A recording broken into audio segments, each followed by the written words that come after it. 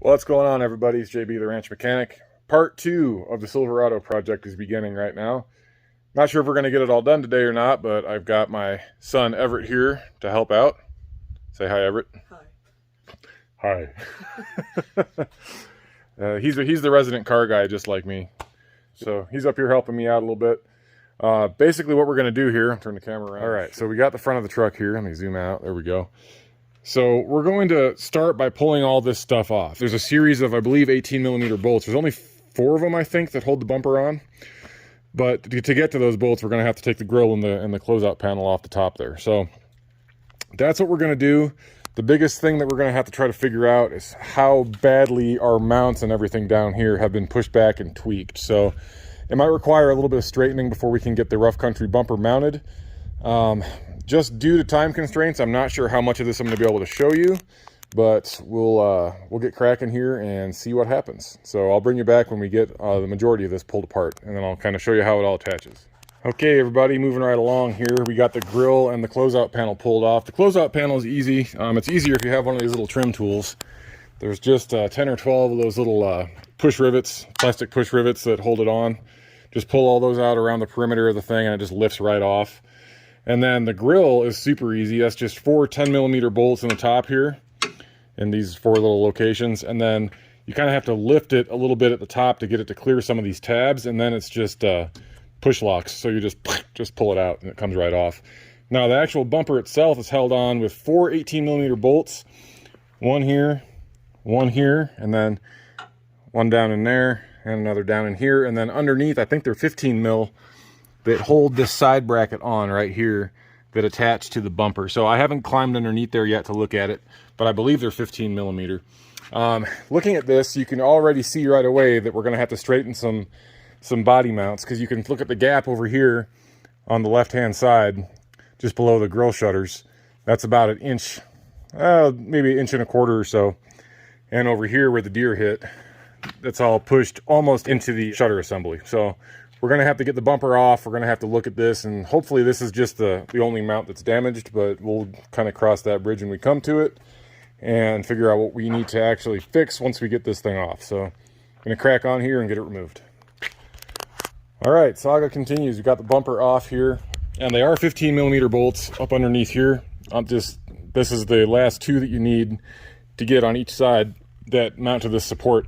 You could take this whole support off if you want to, but it's a little bit more of a kind of a pain because you got to take these bolts out. But as I figured we did find some additional damage that I could not see with the bumper attached. I don't think anything is insurmountable, but it's definitely not as good as I had hoped. This is our reference side that is not damaged. Over here, obviously, you can see this main mount has been pushed back in the corner here. That's why I showed you earlier, it's so much closer. I think that it's just right here that it bent, where it's not attached. I don't think it bent the actual frame horn, which is good. The frame horn itself looks fine, so I think we can put a wrench or a pry bar or something on here and just bend this back until it's about equal with the other side. I think we'll be good with that.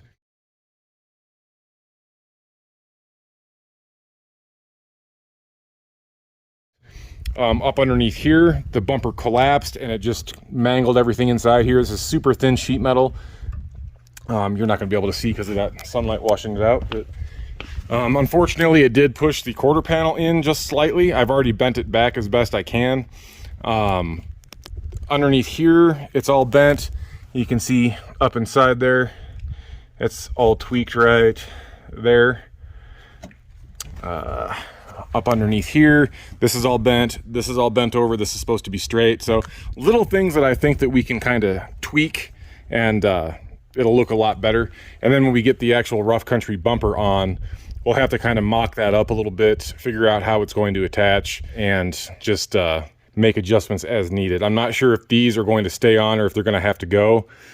I've already gone through and read the rough country instructions. They're actually on my phone, but it's been about a month, so I don't really remember what exactly the process is. So I'm going to see if I can deal with this a little bit, maybe get the bottom corner of this quarter panel to come out a little bit more. Unfortunately, a chunk of the headlight mount did break off.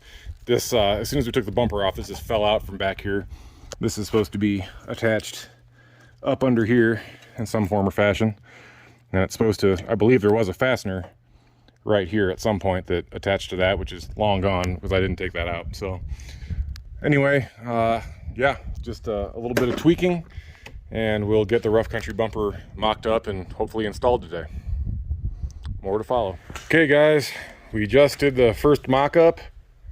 It's on. Now, it is not completely aligned or anything yet. It's still kind of hanging down a little bit over here. This is just sitting on the mounts. So really we haven't even done any adjustments or tweaks or anything to it yet. I just wanted to kind of give you a quick update. I know the sun is probably, there we go. The sun's making the camera a little bit finicky, but there it is. The 2 LED cube lights will go in each corner in these pockets right here, and then the 20-inch light bar will go right here. And I think I mentioned this in the last segment that I filmed. Basically, we're going to be wiring all of the lights on the bumper here to a 3-way switch in the cab. The cube lights will be wired to the factory fog light, so you can control those independently using the factory switch. But on top of that, we're also going to have the light bar wired so that it will come on with the high beams, or you can turn it all on manually. So it'll either be off, on manually, or on with the high beams. So that'll be pretty cool. I think my wife will appreciate that because the roads out here get really, really dark at night. So I'm not going to be doing any of the light bar stuff today. We just wanted to get the bumper bolted on and everything. So we're going to go ahead and get this wrapped up, and then we'll bring you back when the truck's all put back together, and we'll get a final look at it. All right, guys, we're all finished up and got it bolted on. Actually, a relatively easy process. They include all the hardware that you need. They provide different brackets and stuff for you to mount this thing to the frame horns. We got it lined up about as evenly as we could hope for, and really from this side, you can't ever tell that there was anything wrong. We managed to bend everything that was bent back into position. The only thing that's bugging me is that from a certain angle, this little black trim piece down in here is pushed down.